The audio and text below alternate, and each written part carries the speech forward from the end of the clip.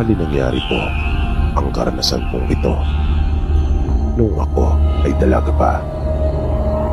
Kaya maraming taon na rin po ang nakalipas.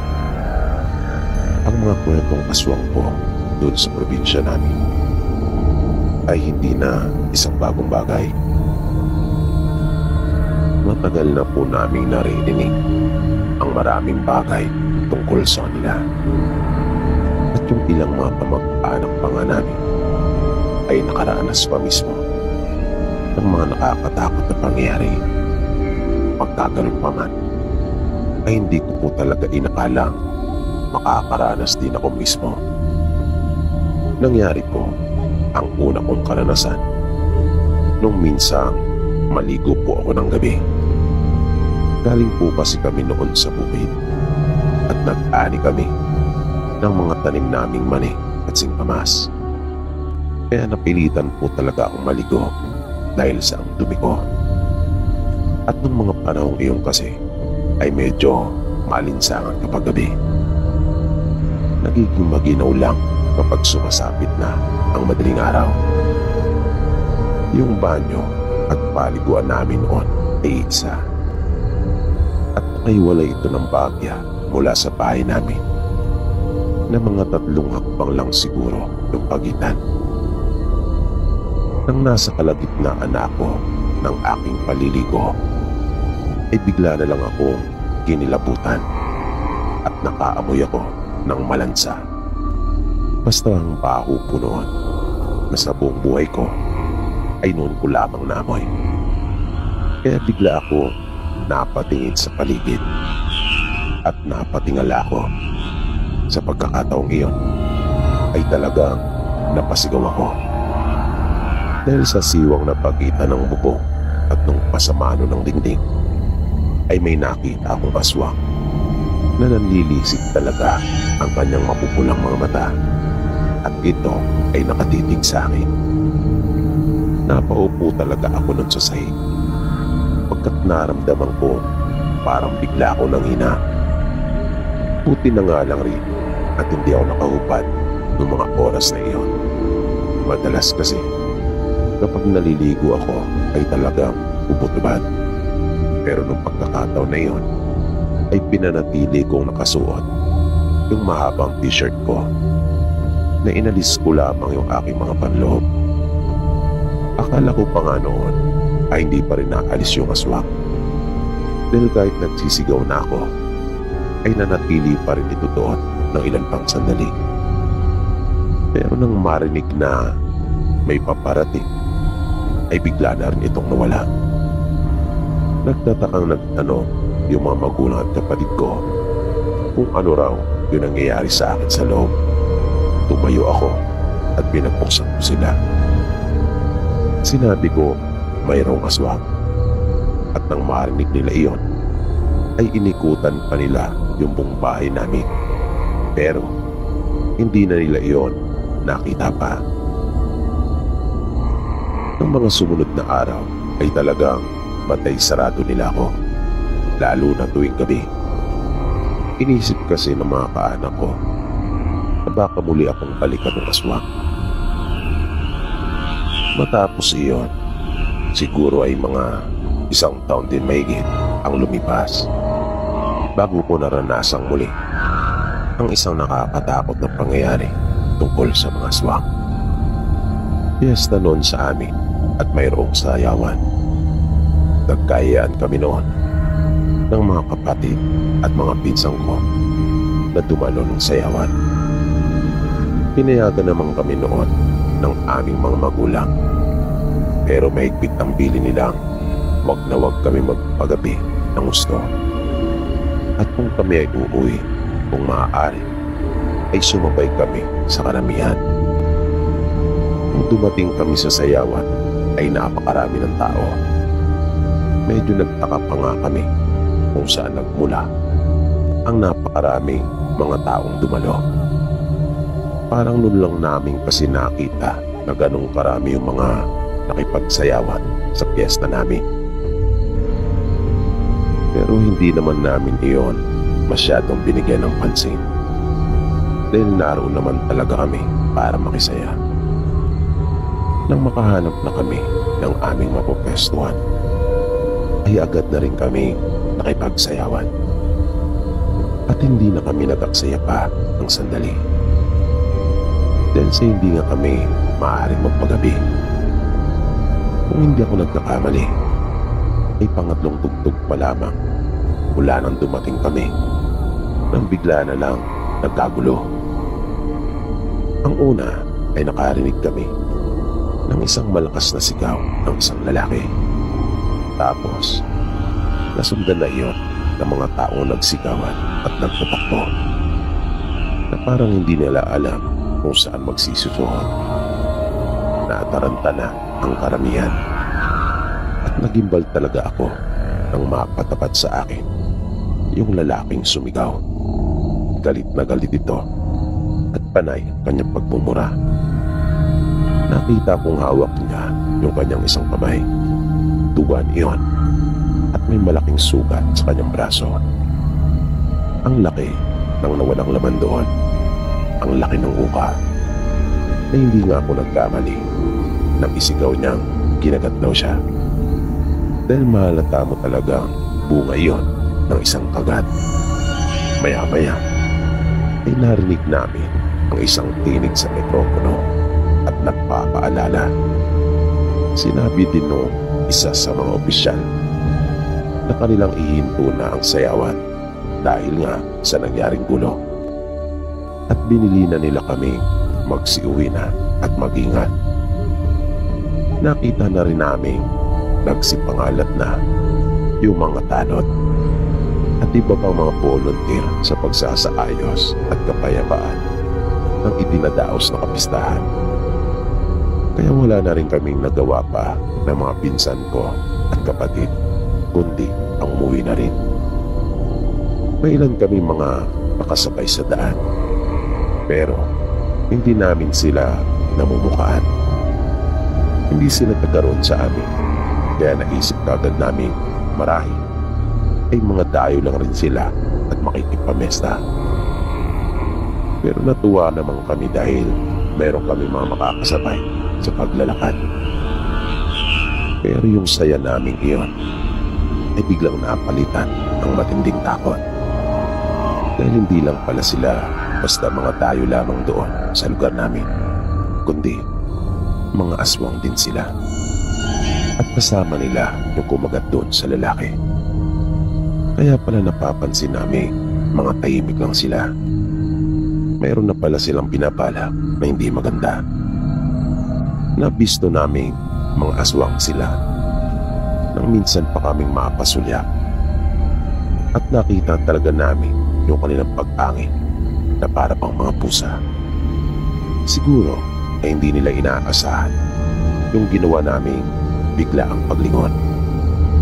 Nakakaramdam na kasi kami talaga noon ng hindi maganda, na para bang may ginagawa talaga sila habang kami ay mga nakatalikod sa kanila. Nang makita namin yung mabalasik nilang mga muka at ginawang pag-angin, ay nagtakbuhan na talaga kami habang patuloy ang ginagawa naming pagsigaw. Nabuti na lang at agad din naman kami nakatawag ng pansin sa mga tanod na nasa malapit lang sa aming kinaroroonan. Nataon kasi doon din sila naghahanap sa sinasabi ng lalaking aswang na kumagat sa kanya. At nang marinig nga nila yung mga pagsigaw namin at paghingi ng tulong, ay agad din naman silang lumapit. Yun naman ang naging dahilan para magpulasan yung mga aswang na aming mga nakasabay. Pero nahuli ang isa sa kanila. Dinala talaga ito sa munisipyo ng bayan namin. Kaya doon nalaman na kasama pala talaga nila yung aswang na kumagat sa braso ng lalaki. Taga-kabilang bayan sila at nagpunta talaga doon para manggulo. At plano pa nga nilang may kuring tao. Kaya lang, napulyaso ito dahil hindi napigilan ng isa nilang kasama at kinagat nga nito bigla yung lalaki. Pero kalaunan, kahit pa nagmula sa bibig niya yung kanyang mga ipinagtapat, ay pinakawalan pa rin ito. Di rin malinaw sa amin noon ang dahilan nila kung bakit. Basta ang huli kong narinig noon ay hindi pa rin maaaring gamitin yung mga sinabi niya para siya ay madiin. At hindi daw yun sapat na ebidensya, lalo pa nga. At hindi naman ito yung kumagat sa lalaki. Laking pasalamat talaga namin at may mga tanod na nasa malapit lang namin nang mangyari yung gagawin sanang pag-atake sa aming magkakapatid at magpipinsan.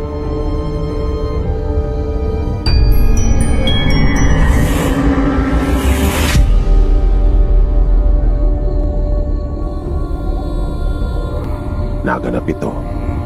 Maraming taon na rin po ang nakalipas. Binata pa po ako nang maganap ito. Totoo ko pong karanasan ito at sana ay magsilbing mabala at paalaala na rin sa inyong mga tagapakinig. Meron po ako naging kaibigan noon.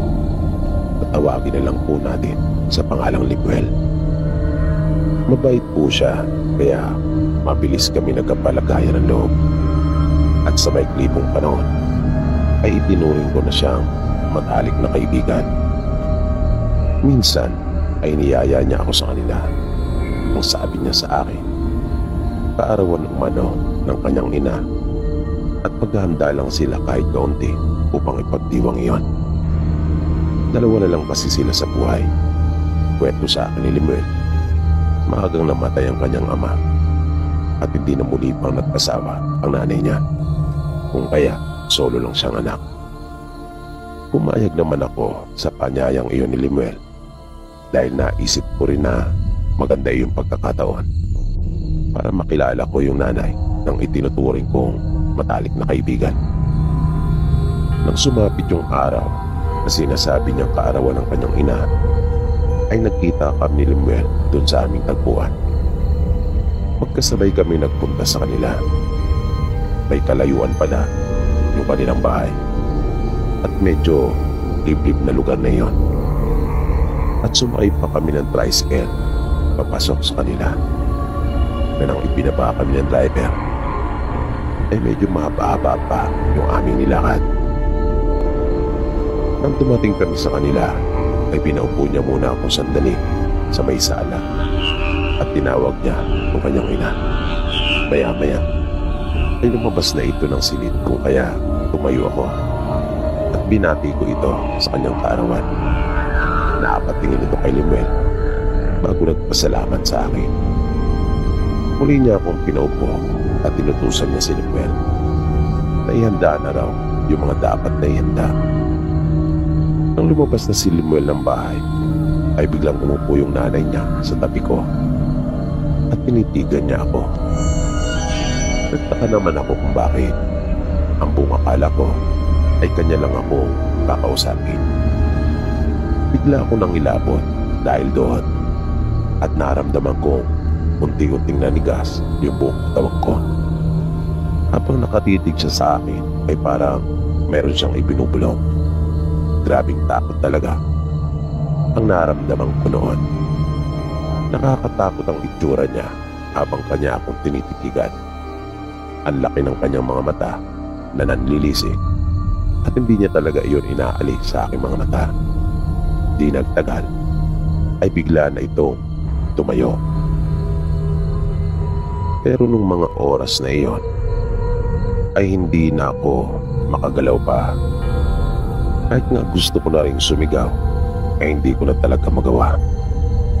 Kaya nagtaka talaga ako sa kung ano ang kanyang ginawa sa akin. Lumabas rin ito ng kanilang bahay at maya-maya ay narinig ko silang nag-usap na mag-ina. Narinig kong tinanong niya si Limuel kung sapat na raw ba yung panggato. Sumagot naman ito at sinabi sapat iyon at nakapagpatingas na rin siya ng apoy. Nilagyan na rin daw nito ng tubig yung malaking kawa at nagpakulo na. Kahit parang napako ako sa aking kinaupuan, ay akin pa rin namang naririnig yung mga pinag-uusapan nila. Nakakarinig pa rin ako ng mga oras na iyon. Gumaganang lahat ng aking mga pandama, paningin at pandinig. kahit nga yung isip ko ay malinaw pa rin. Naluha na ako dahil sa matinding takot at kaba. Ipinikit ko yung aking mga mata at nanalangin ako. Taimtim at punong-puno ng pagmamakaawa. Nagpasaklolo ako. Hanggang sa naigalaw ko yung hinliliit ko sa paa. At unti-unti ko na rin naigalaw ang lahat. Maraan akong kumilos at tinungo ang bintana. Di na ako nagdalawang isip pa at agad kong tinalon iyon. Bali na sa gawing likuran ako ng kanilang bahay. Sinuong ko yung kasukalan ng lugar na iyon at doon dumaan. Pero unti-unti akong umiikot at tinandaan lang kung saan banda yung daan na aming dinaanan. Nagmadali ako. Bali walang lahat ng mga nakahambalang sa dinaraanan ko. Sa tindi ng takot na naranasan ko, ay bali wala ng lahat yun. Para bang napakadali na lang sa akin na nilampasan ko ang mga yon. Hanggang sa makarating na ako doon sa pinabaan sa amin ng tricycle driver. At nang wala akong naabot ang tricycle na naroon, ay hindi pa rin ako tumigil para maghintay. Nagpatuloy lang talaga ako. Hanggang sa biglang may dumang isa. Kung kaya, sumakay na agad ako. At malaking pasalamat ko nang makasakay na ako ng jeep pabalik sa amin. Gusto ko sanang isumbong sa mga magulang ko at kinauukulan yung mga nangyari. Kaya lang, naisip ko rin na hindi sapat yung mga sasabihin ko. Wala kasi ako matibay na ebidensya. Kaya baka ako pang mapaya at malagay sa alanganin. Na naisip ko, baka mas lalo pang lumala at madamay pa pati ang mga mahal ko sa buhay. Kaya pinagpasa Diyos ko na lang ang lahat ng nangyari. At pasalamat talaga ako sa Kanya dahil tinulungan niya ako. Dininig niya yung mga panalangin ko. Nang buong akala ko talaga yung mga sandaling iyon ay kawakasan ko na.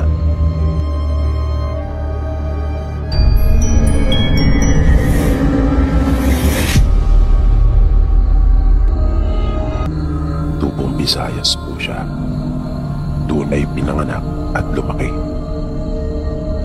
Kwento niyo sa aming magkakapatid nung mga panahong nag-aaral pa siya doon sa kanila ay may naranasan siyang nakakatakot na pangyayari. High school na daw siya nung panahong iyon at kagraduate na.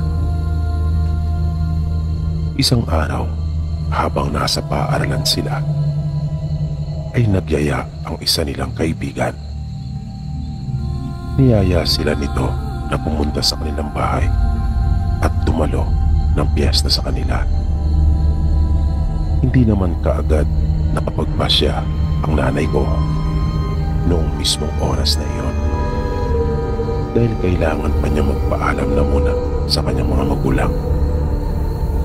Sabi ng kaibigan nilang nagyaya ay sasama umano siya sa bahay nila nanay upang ipagpaalam ito. Na ikinatuwa naman iyon ni nanay dahil mas malaki ang tsansa na payagan siya kung may pagpapaalam siya nito. At ganun nga ang kanilang ginawa. Pagkatapos ng kanilang klase ay sumama yung kaibigan ni nanay sa kanilang bahay at ipinagpaalam siya nito sa kanyang mga magulang at pinayagan naman siya. Kaya sa parating na Biyernes ay hindi na siya uuwi sa kanila pagkagaling sa eskwela. Pagkat didiretso na sila doon sa bahay ng kanilang kaibigan upang makipiesta. At magdadala na lang kaagad siya ng bisan pagpasok. Si Rika na nagyaya kanila nanay ay bago lang nilang kaibigan. Iba kasi ang pangkat na kinabibilangan nito dati. Sa kanilang pagkakaalam ay bagong lipat ito doon sa kanilang paaralan. Ikalawang taon pa lang nito doon nang maging kaibigan at kaklase nila. Kung kaya, yun yung unang pagkakataon na makakapunta sila sa bahay nito.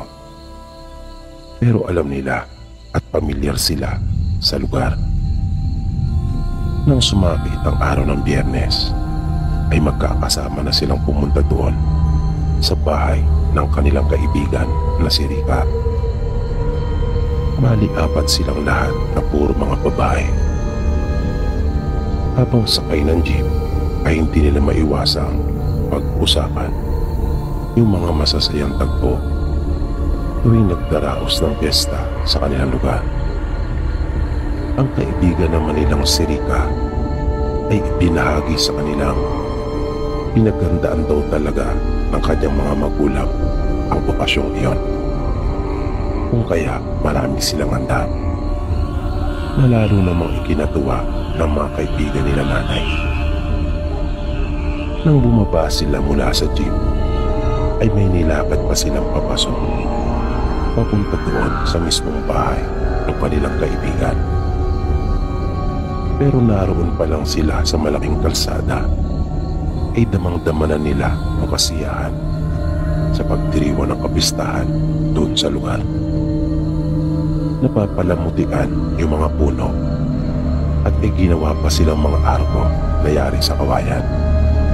Nagdalat din yung mga banderitas kung kaya lalong nasabik silang magkakaibigan. Pagdating nila doon sa bahay nila Rica ay kita nila kung gaano kaabala yung mga kaanak nito. Napansin nilang mukhang marami nga silang handa. Walang tigil ang mga tao sa pagpaparoon at parito dahil sa kanilang iba't ibang mga ginagawa. Hindi naman kagandahan yung bahay ng kanilang kaibigan at may bahagi pa nga iyong hindi pa natatapos. Katunayan lamang na bago pa lang talaga sila doon sa kanilang lugar. Naupo silang magkakaibigan doon sa labas. Gusto sana nilang tumulong pero pinigilan sila ng mga ito. Mga bisita raw sila kung kaya wala silang dapat na alalahanin. Nang papalubog na ang araw ay napansin nila Nanay Marie na unti-unti nang nadaragdagan at dumarami ang mga tao. Naisip niyang marahil ay magaling makisama ang mga ito kung kaya marami na kaagad silang naging kaibigan. Pero nag-umpisa nang makaramdam ng pagkailang si Nanay at kanyang mga kaibigan. Hindi na sila mapalagay. Lalo pa at karamihan ng mga dumarating ay halos napapakong lahat ang paningin sa kanila. Wala naman sana silang problema kung yung paraan ng kanilang mga pagtitig ay bunga lamang ng paghanga dahil lahat sila ay mga dalaga at may mga angkin din naman talagang ganda. Ang kaso, tila hindi bunsod ng paghanga ang dahilan ng kanilang mga pagkakatitig sa kanila. Nasabi pa ni Nanay, kapag kanyang maaalala yung mga tagpong iyon, ay talaga namang kinikilabutan siya. Kahit pa nga maraming taon na ang nakalipas, nung panahong ikinukwento niya ito sa aming magkakapatid. Pag mapapasulyap daw si Nanay sa mga taong naroon, ay nakikita niyang tila ba nag-iiba ang kanilang mga aura. Nakakatakot umano. Yung mga mata nilang halos hindi kumukurap at nanlilising na matalim na nakatitig sa kanilang magkakaibigan. Kaya parang gusto na nilang umuwi ng mga pagkakataong iyon at hindi nasundin yung napag-usapan nilang plano na doon matulog para salubungin yung mismong araw ng piyesta. Pero nang mapansin ang kanilang kaibigan na si Rica, yung pagiging hindi nila komportable, ay nilapitan nito ang mga taong iyon at mayroon itong sinabi sa kanila. Hindi alam ni nanay kung ano ang sinabi ni Rica sa mga ito. Pero napansin naman nilang umalis ang mga iyon sa kanilang pwesto at lumipat. Pagbalik ni Rica sa kanila ay humingi ito ng pasensya at sinabihan silang huwag na lamang daw pansinin ang mga taong iyon. Nagsalita ang isa nilang kaibigan na si Lenny at sinabing uuwi na lang muna kami at babalik na lang sa kinabukasan. Pero hindi ito pumayag at sinabing wala na silang masasakyan. Na totoo naman dahil sa may oras pa noon ang mga bumabiyahe. Pero ang nasa isip kasi nila ay maglalakad at sa bundok daraan. Ngunit hindi talaga pumayag si Rica, maging ang mga magulang nito at kapatid.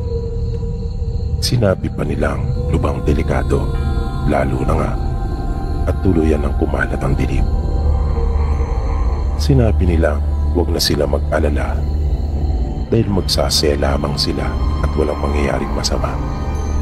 Babantayan daw nila sila at huwag na umanong isipin yung mga nakatitig sa kanila kanina dahil mga ignorante daw sa magaganda ang mga iyon, sabi pa ng magulang ni Rica. Ayon naman sa mga kapatid ni Rica, bihira lang daw kasi makakita ng dalaga ang mga iyon. Dahil naman sa kanilang mga sinabi, kahit paano ay nakampante na rin sila nanay. Ramdam naman nila yung pagiging sincere ng mga ito sa kanilang sinabi. Kaya nabawasan na rin yung kanilang mga pag-aalala na panatag na sila. Lalo na nang mag-umpisa na ang mga ito kainan sila ang kanilang mga inihandang pagkain. Nang karamihan sa mga putahing naroon ay bago para sa kanila na hindi nila karaniwang nakikita sa tuwing may handaan doon sa kanilang lugar.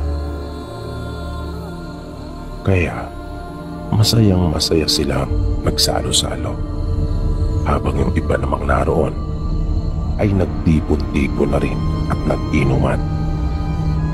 Napansin nila nanay na matabang yung mga pagkain.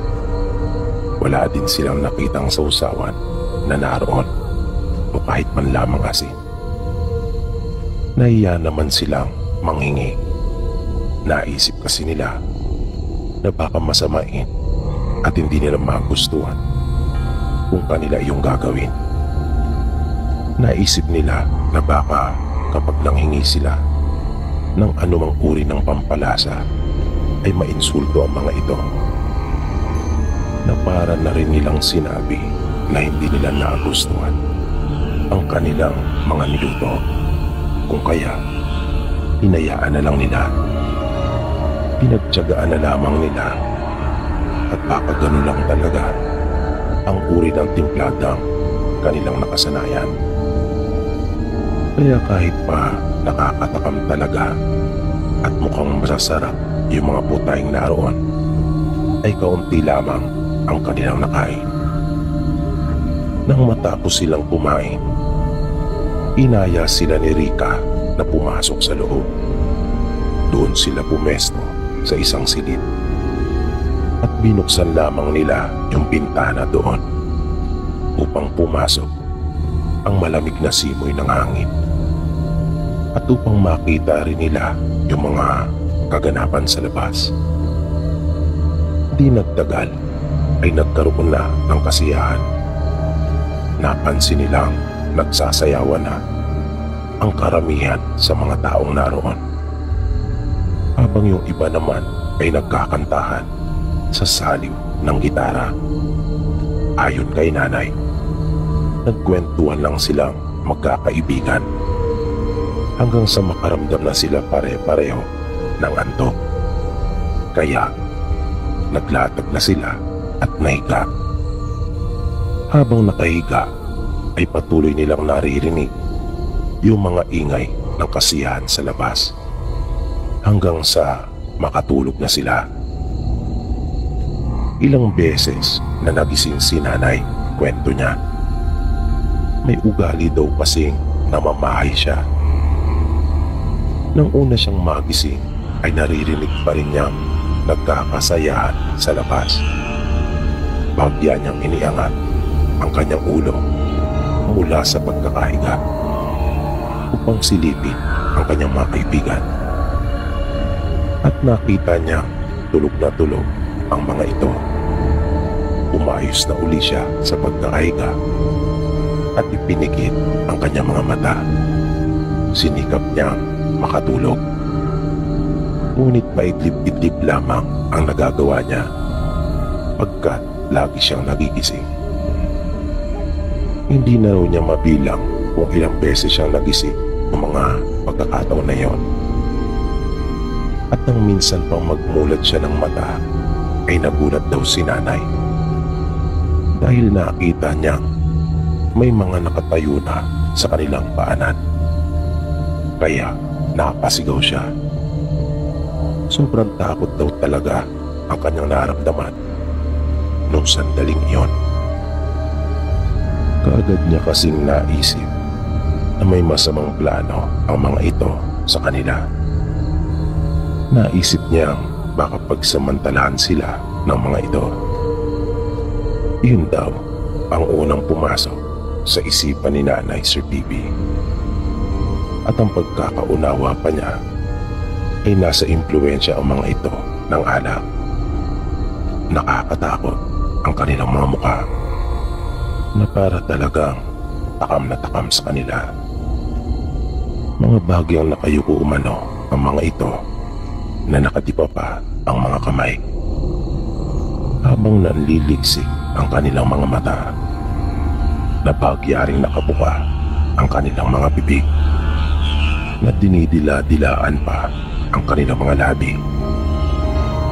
Pero dahil sa ginawang pagsigaw ni nanay ay nagising na rin ang kanyang mga kaibigan, pati na si Rika. Kaya mabilis nitong tinawag ang kanyang mga magulang at kapatid.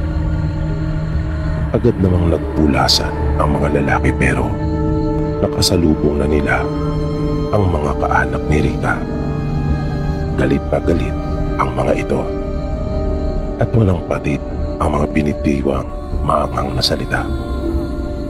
Natandang-tanda pang-araw ni nanay ang ilan sa kanilang mga sinabi na kanila daw silang ilalagay sa alanganin, na ang pamilya naman nila ang malalagay sa malaking kahihiyan dahil kargo umano nila sila nanay pagkat anak nila ang nagyaya sa kanila at mga bisita nila sila na nang tila hindi na magawang makapagtimpi pa ng tatay ni Rika ay kanya talagang nasaktan ang dalawa sa mga ito.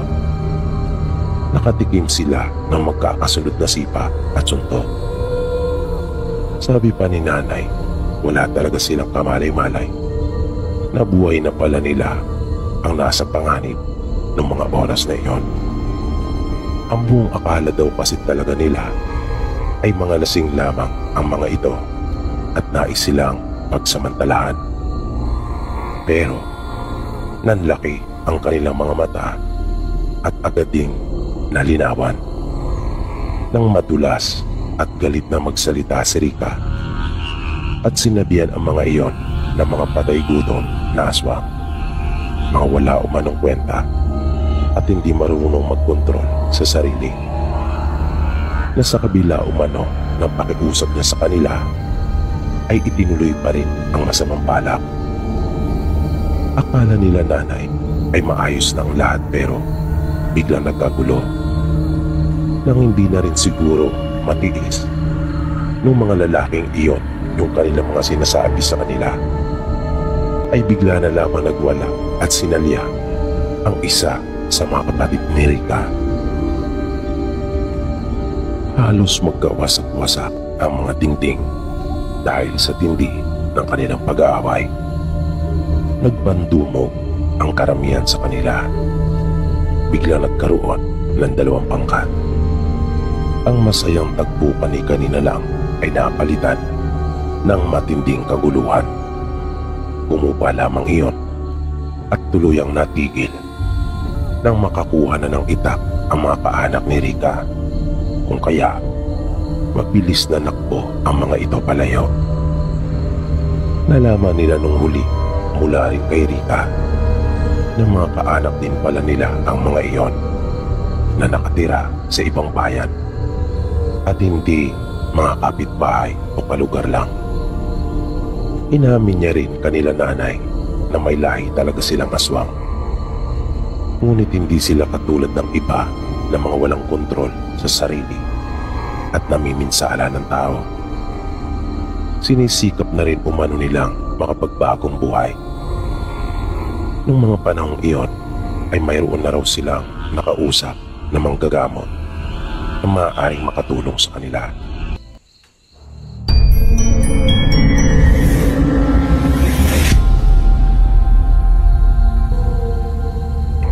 Ito ay naganap sa isang lalawigan sa Visayas.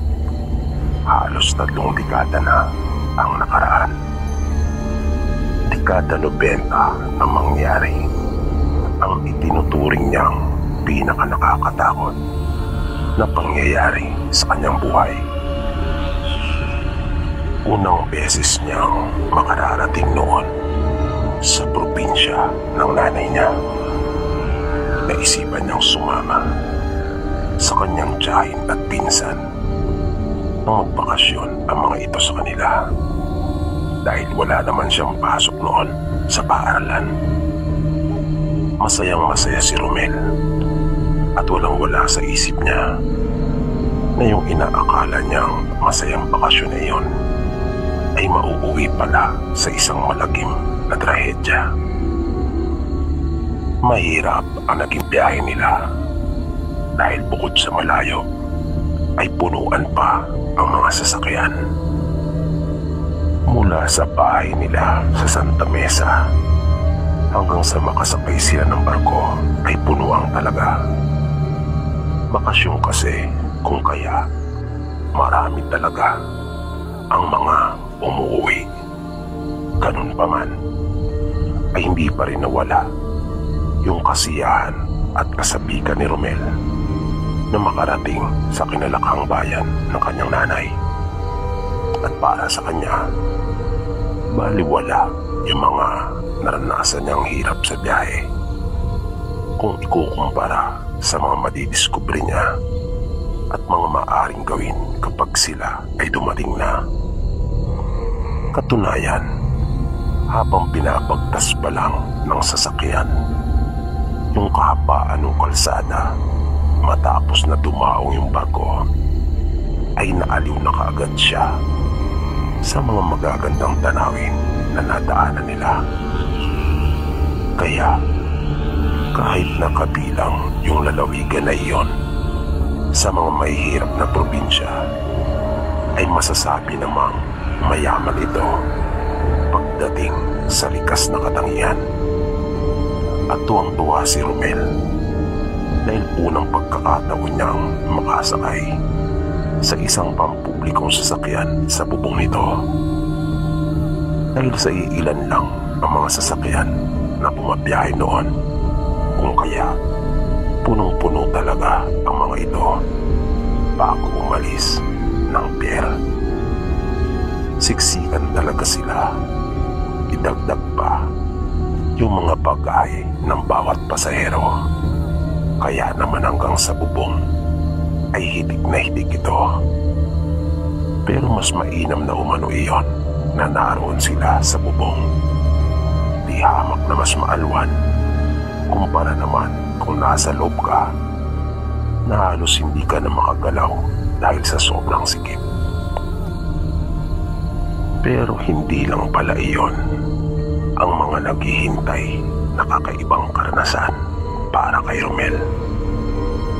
Dahil makalipas ang mahigit 1 oras na biyahe, ay bigla silang nakarinig ng malakas na pagputok at naramdaman kaagad nila ang mabilis na paghinto ng sasakyan. Nakasabay noon ay yung pagtagilid nito. Sabay sigaw ng konduktor, at mabilis na pinabababa ang lahat ng mga nakasakay sa itaas. Pagkababa nilang magpinsan ay nakita kaagad nila yung dalawang nakadabang gulong ng jeep. At isa-isa na ngang nagsipagbabaan ang mga sakay nito, kasama na ang tiyahin ni Romel na sa loob sumakay. Nakikita ni Romel na napapakamot sa kanilang ulo ang mga tao. Bunga nung hindi inaasahang aberya na iyon. At para kay Romel ay larawan iyon ng kawalang pag-asa. Dahil madalang ang pagdaan ng mga sasakyan. At kapag may dumaan, ay doon palang madadala yung mga gulong upang mapavulcanize. Iisa lang naman kasi ang kanilang reserba. Ganun naman talaga kadalasan. Pagkat sino pa naman ang mag-aakalang sabay na mapuputas ang dalawang gulong. Biglang narinig ni Romel ang kanyang tiyahin na tinanong siya kung kaya pa raw niyang maglakad. Mabilis namang sumagot si Romel ng opo.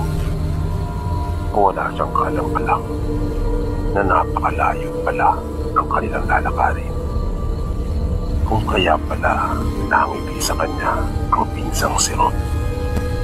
At tinanong din siya nito kung sigurado ba raw siya.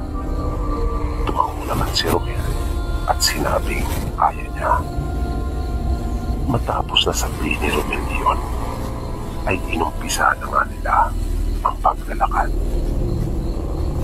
Nakita na rin kasi nila ang ibang mga pasahero na nagsisimula na rin ianda ang kanilang mga bagahe at maglalakad na rin. Itong iba nga ay nauna na, lalo na yung mga wala namang gaano dala. Kanya-kanya sila ng direksyon na tinahak. Noong una ay mas na-enjoy pa ni Romel ang paglalakad dahil sa mas nakita pa niya ang kagandahan ng lugar. Kaya hindi niya nakita na yung pagod at kahit pangisan na siya at basa na ang damit. Nang bigla na lang niyang narinig ang pinsan na sinabing parang hindi raw iyon ang daan papunta sa kanila. Sabi naman ng tiyahin ni Romel ay subukan pa raw nilang dumiretso at baka nanibago lang daw siya. Dahil sa parang hindi nalinisan yung mga daan doon na nagtaasan na ang mga halaman at alay sa magsingkilid ng daan. Hindi kasi nila pinaybay yung dinadaanan ng mga sasakyan dahil lupa silang mapapalayo kung gagawin nila iyon.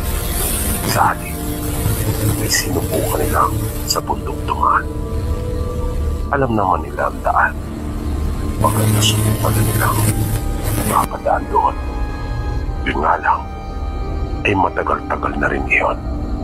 Kung kaya marahil ay nanibago sila.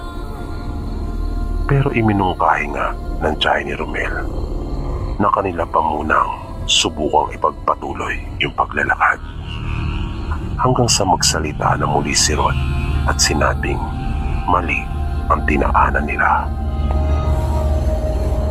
Doon na nagsimula yung kanilang kalbaryo. Dahil ilang sandali na lang ay patilim na. Aabutan na sila ng gabi sa paglalakad. Dahil doon ay kinabahan na si Romel.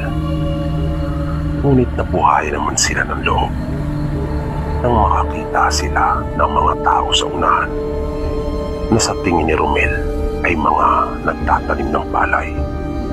Ganun-ganun kasi ang kanilang mga kasuotan, katulad ng mga napapanood niya sa mga palabas, mga tipikal na magbubukid. Ganun yung kanilang mga ayos. Kaya panandali ang nawala yung kaba na kanyang nararamdaman. Pero nang lalapit na sila upang magtanong, ay dahan-dahang iniangat ng mga ito ang kanilang mga ulo nang mapansin din sila, at laking gulat nila nang kanilang makita ang itsura ng mga ito. Ayon pa sa salaysay ni Romel, hindi niya maintindihan ang eksaktong naramdaman niya ng mga oras na iyon. Sa unang pagkakataon ay noon pa lamang siya nakakita ng mga ganong uri ng hilatsa ng mukha. Mababangis ang kanilang mga itsura na sa paraan pa lang ng kanilang mga pagkakatitig ay ramdam mong hindi maganda ang kanilang intensyon. Kaya wala na silang sinayang na sandali nang makita nila ang itsura ng mga ito, ay mabilis na silang nagtatakbo, na kahit nga yung pinsan niya ay naihagis yung bitbit na lata ng biskwit. Ganon din si Romel. Ibinalibag na niya yung pasan-pasan niyang karton ng sigarilyo na naglalamat ng mga pasalubong. Ang tiyahe naman niya na siyang nauuna ay mabilis na napunta sa kanilang likuran at nalakbong pabalik. Panay ang bigkas nito ng Jesus Maria Jose at aswang. Napaulit-ulit niya iyong binibigkas ng salitan. Naririnig nila yung mga boses na nasa kanilang likuran. Isa pa nga sa mga ito ang nagsabi ng malakas sa kanilang lingwahe na huwag raw silang patatasin. Nagtatakbo sila ng mabilis at walang planong huminto hanggang sa makarinig sila ng iba pang mga boses sa unahan. At di nagtagal ay nakasalubong na nga nila ang mga ito. Mga kapwa pala nila ito pasahero sa jeep na kanilang sinakyan. At katulad nila ay naliligaw rin umano sila. Sinabi nilang may mga aswang na umahabol sa kanila. At nang mapansin ang kausap nilang lalaki na totoo ang kanilang sinasabi, dahil na rin sa kalagayan nila na nung mga panahong iyon ay umahangos pa at talagang takot na takot, ay mabilis silang hinawi nito at pinapunta sa kanyang likuran. Di nagtagal ay nariyan na nga yung mga humahabol sa kanila. At napasigaw pa ang karamihan sa kanila nang makita ang itsura ng mga ito. Naanimoy takam na takam na mga naglalaway pa. Biglang may dinungkot yung lalaki at maya-maya pa ay may baril na itong hawak. Dumampot ito ng kapirasong lupa at inilagay sa dulo ng kanyang baril. Nakita naman nilang napangisi pa ang isa sa mga aswang na para bang minamaliit at binabaliwala lamang iyon. Hinasinta ng lalaki yung isa at wala nang sabi-sabing kinalabit ang gatilyo. Kitang-kita nila kung paanong nabaigtad iyon ng tamaan at umatungal ito ng napakalakas. Nakakakilabot yung nilikang ingay nito at kita ang matinding galit sa kanilang mga mukha na gusto talaga nilang sukurin na sila. Ngunit nagdadalawang isip dahil sa baril na hawak ng lalaki at batid nilang may nalalaman ito tungkol sa kanila. Kaya labag man sa kalooban nila ay kanila na lang inalalayan ang kasamahang may tama at inakay pabalik. Umalis na ang mga ito at iniwan sila dahil doon ay nalaman nilang mali sila ng daan na pinasukan. Kung kaya, sama-sama silang bumalik. Sa kanilang paglalakad, ay may nakasalubong pa silang kalalakihan. Sa palagay nila, ay mag-aama ang tatlong lalaki. Ayon sa kanila, ay nakarinig sila ng putok ng baril. Kung kaya, naisipan nilang pumunta.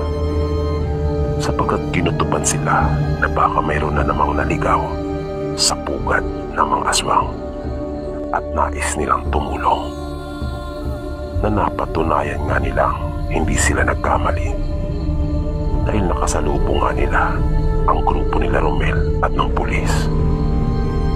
Nagmagandang loob ang tatay ng dalawang pinatilyo na kung payag sila ay maaari silang sa bahay na muna nila tumuloy upang magpalipas ng gabi. Yun na lang daw ang tanging may tutulong niya sa kanila, sapagkat ligtas naman na sila sa mga aswang. Nagkasundo naman silang lahat at pumayag. Lalo pa nga, at wala din naman silang dalang pang-ilaw sa madilim na daan. At lubang malayo pa ang kani-kanilang mga destinasyon.